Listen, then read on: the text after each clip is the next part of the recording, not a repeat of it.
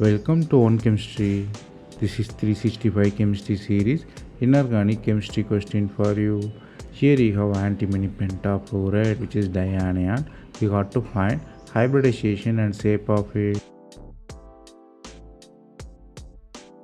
To find the hybridization, you have to find the steric number. Steric number formula is H equals V plus B minus C divided by 2. Here antimony valency is 5, chlorine atom is 5. So if you substitute in formula with 2 charges, you have 6. So the lone pair will be H minus B, which is 6 minus 5, 1. So you have 6 mean octahedral structure with sp3d2 hybridization, and with one lone pair mean it will become square pyramidal. So if you draw nicely, you can see one lone pair in axial and you have hybridization. So the hybridization of SbCl5 is sp3d2, shape is square pyramidal.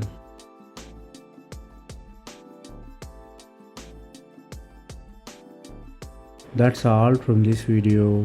Thanks for watching. If you have any suggestion, comment below.